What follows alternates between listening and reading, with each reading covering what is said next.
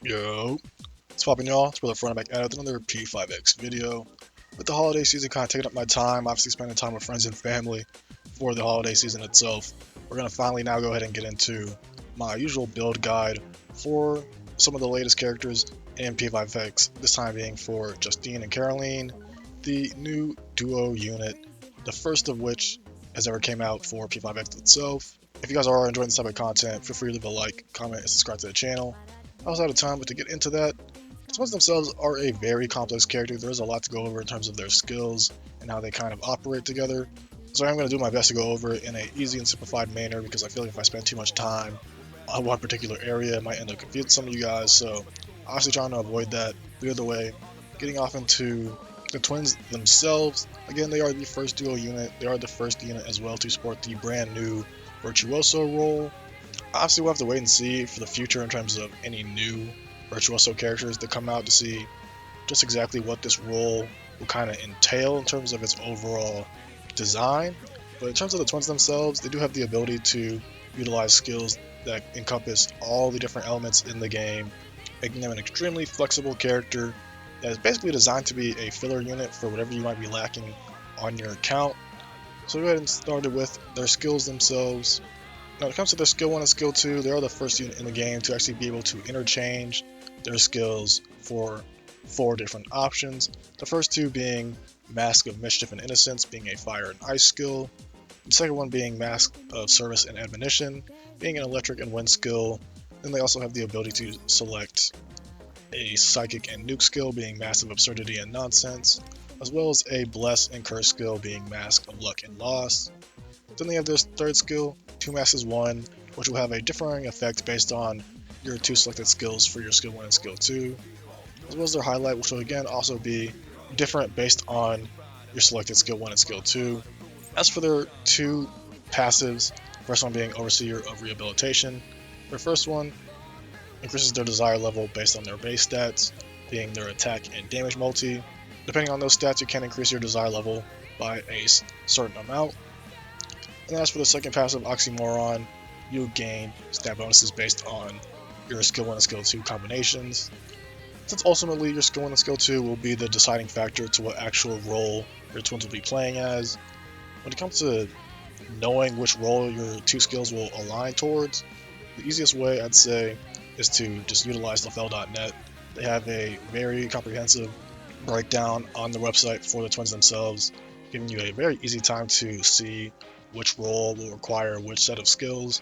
If you don't want to utilize lafel.net for whatever reason, you can just look in the party menu when you have the twin selected, and based on your 2 skills, if you look at the bottom of their portrait to the right of the Virtuoso symbol, based on your selection, you will see the respective role that they will be playing as well.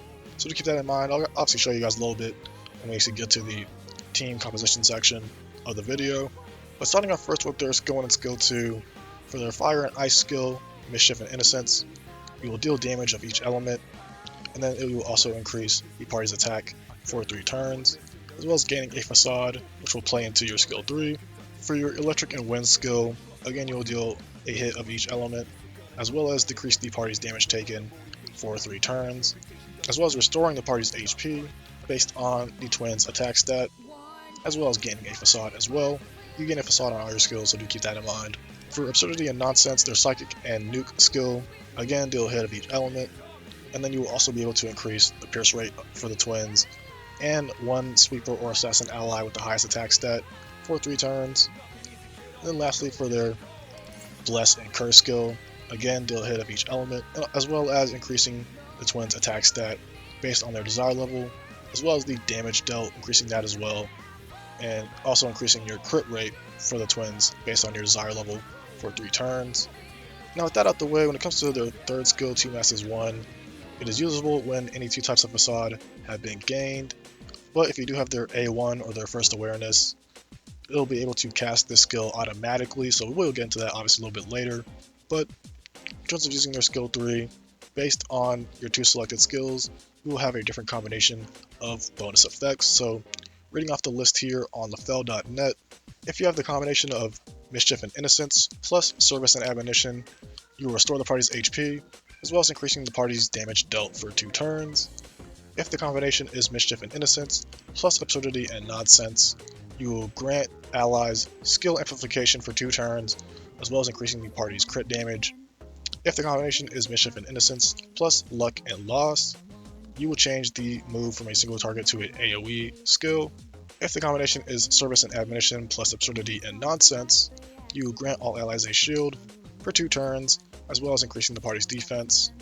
If the combination is Service and Admonition plus Luck and Loss, you will inflict Shock, Windswept, and 2 curse stacks on the main target, as well as gain 2 blessing stacks that will last for 2 turns, and you will also decrease the foe's defense for 2 turns as well. And then lastly, if the combination is Absurdity and Nonsense, plus Luck and Loss, you will deal an additional hit of Almighty damage, as well as gain Rebellion Surveillance, or Rebel Surveillance, for 2 turns. What Rebel Surveillance does is whenever you use a skill with the twins, it will temporarily gain an added bonus effect from the stats of your Sweeper or Assassin ally with the highest attack, essentially just allowing it to do a little bit more damage. And then when it comes to their highlight, again depending on your selected persona sets, you can get a differing effect. So if you utilize the Mischief and Innocence move, you will increase the party's attack and damage dealt for 2 turns. If you utilize the Service and Admonition move, you will restore the party's HP and increase the party's max HP as well for 2 turns. If you utilize the Absurdity and Nonsense move, you will deal psychic and nuclear damage, which has the chance to crit, as well as increasing the attack for the twins and the ally with the highest attack, prioritizing Sweepers and Assassins if they're on your team. Then lastly, if you use Luck and Loss with the highlight, it'll deal Bless and Curse damage to all foes, which again has the chance to crit, and then for 2 turns you do have the ability to increase the twins' crit damage and attack as well. And that's pretty much going to do it for those skills. Again, trying to keep it as simple as possible. Based on your persona set combinations, you get different effects that can just basically increase either the twin stats or the party stats. Now looking at their awarenesses for A0, this is the one you probably heard a lot of people talk about. Of course, simply just by having the characters or the twins themselves on your account, even if you're not using them in battle, they have the global passive which allows Wonder skills and highlight to be increased by 1 level. And then before entering battle, you do have the ability to select 2 of their 4 sets of personas for their skill 1 and skill 2. You cannot change them during combat. They have to be changed, or selected rather, prior to the battle, so do keep that in mind. And then based on the skill sets that you have chosen, it'll depict what role they're actually playing as for that fight. Again, utilize the fel.net if you need to, or just look at the right of the Virtuoso symbol in the party menu when you select their skills to see what role they will be playing as, whether it be Medic, Strategist, Assassin, Sweeper, Guardian, or Saboteur. For their A1, again, one that you've probably heard quite a lot because it is very powerful for the twins. At the start of the battle, depending on your persona selections, you will gain 2 types of Facade. At the start or end of the twins' turn, if they have 2 types of Facade, they will automatically cast their skill 3, 2 maxes 1, on a random target, prioritizing the target of the previous skill used by the twins. Their A2, when a Facade is gained, you will gain an additional buff based on the type of Facade, so it could be anything like increased attack for 2 turns, or decreased damage taken for the party, or increased crit damage of Assassin or Sweeper allies, or increasing the twin skill damage for 2 turns based on the Facade itself. Their skill 3, or their awareness 3 rather, increases the skill levels of skill 1 and skill 3 by 3 levels. Their A4, when the twins activate their highlight, they increase their attack, damage dealt, and grant 50% of those effects to other allies for 2 turns. For A5, they increase their selected skill 2 and highlight by 3 levels. And then for A6, when you get the A6, of course, during battle, increase Wonder skill and the highlights by 1 level yet again, so similar to their level passive for their A0. Essentially just does it again, then also increases their desire level by 20%. Then at the start of the battle, you gain True Desire.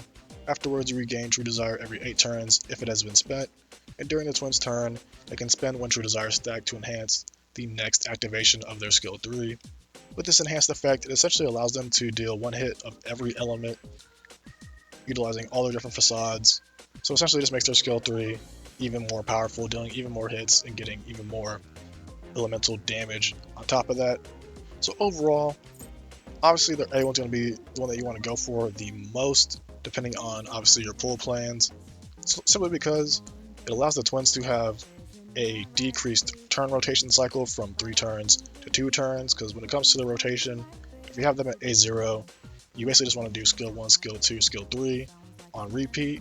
But if you have their A1, since their skill 3 gets casted automatically, it'll bump it down to just a skill 1, skill 2 rotation, which makes them a lot more efficient, not only for obviously their DPS rolls, because they do get out more DPS because of the automatic skill 3 cast, but also helps out all their other rolls, right? Because if you're using them for buffs or heals or shielding, whatever the case may be, you essentially just get more time to upkeep the buffs on your skill 1 and skill 2, since you don't have to utilize your skill 3. So it essentially helps them out in every role, although it does help them out in their DPS rolls the most, since of course it does just give them flat out more damage. So I'd say if you want to go for any dupes, go for A1 absolutely, and then A6 if you're a hardcore whale, or maybe A2 if you want to just get a little bit extra buffs from your facades. And other than that, it looks like we got through all the skills, so we can go ahead and get into the weapons. I of course have their 5-star weapon being Ward's Judgment, which allows them to increase their attack, as well as whenever they activate their 3rd skill, increase their desire level. And then whenever a facade is gained, it increases the party's crit damage and damage dealt for 2 turns, stacking up to 2 times. A very good 5-star weapon nonetheless. When it comes to their 4-star, since I actually don't have it on my account, I have to pull it up on lefel.net here. It basically just increases their attack by 24%, and then when they use their skill 3, it increases it even more for 2 turns. So definitely not the best 4-star, especially if you want to use them outside of a DPS role, since it only does give them benefits to just themselves. But if you do plan to only ever use them as a main DPS or even a sub DPS, you could choose to just utilize their 4-star weapon and skip out on their 5-star. As for revelation cards, this is where it's going to get the most confusing, kind of, because realistically you can utilize a bunch of different sets depending on how you play the twins in terms of their role. So I think for like the most generic set, if you want just an overall go-to set you don't have to think too much about, I'd say it'd probably be the power set with the Nativity Universe card. You get an attack increase from power, as well as an increase to desire level for the Nativity card itself when paired up with power. But if you're using them, for example, as like a supporter, or more importantly like a debuffer, you could choose to use the control set with the Departure Universe card to get some additional defense down on the enemy, or you could use the Trust and Prosperity set to get some extra party buffs, as well as some highlight gauge if you're not using it on any of your other characters on your team. So it really just depends on kind of how you want to play them. I'm probably going to keep them on the Power Nativity set myself, just for not having to stress too much over it personally. And as for the actual stats you want for them, for the main stats, you want to rock either an attack percent or a damage mult for their moon card.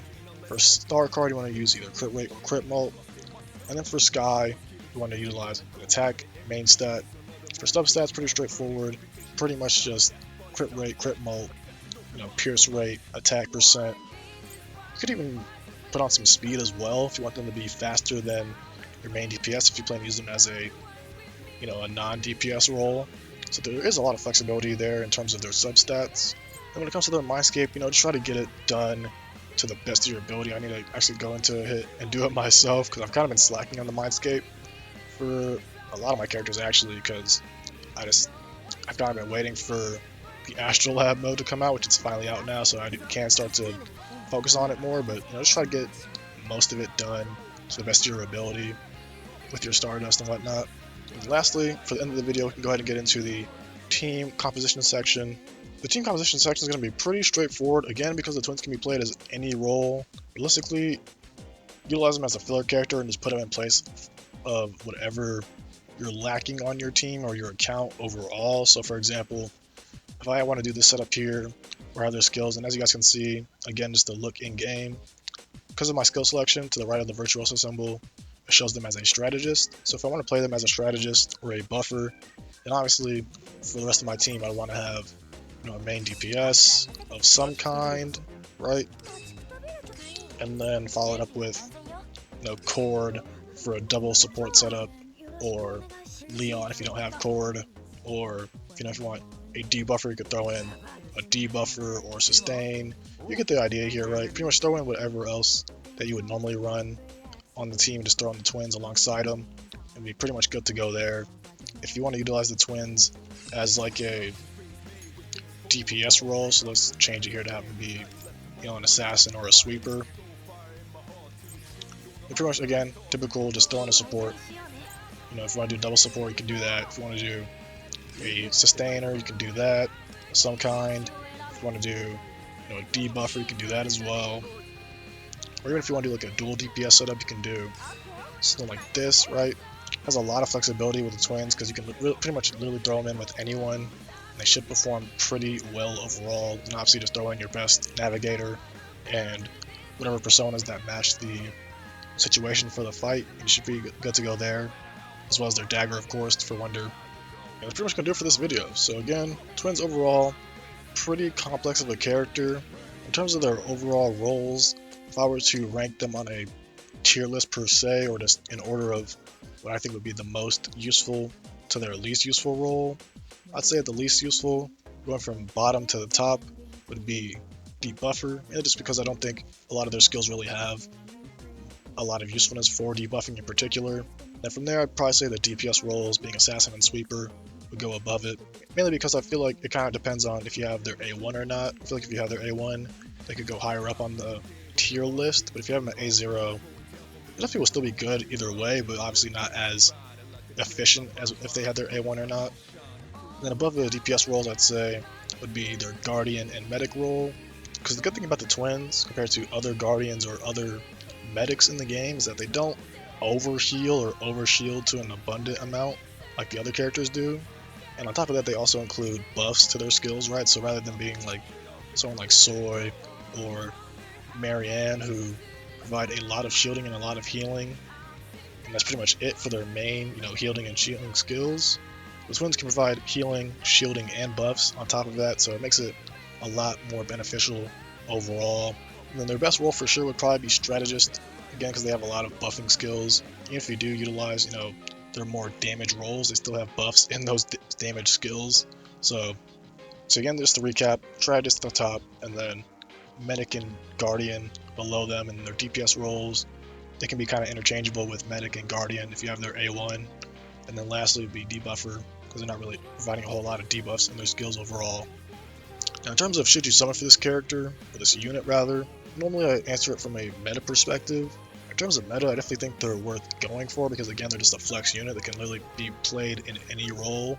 They can, hit any element, so it could be very beneficial for modes like Velvet Trials, if you're still struggling with that. They do have a lot of just overall utility that a lot of characters just simply don't have, right? Because they're an entirely new role and a new unit in the game.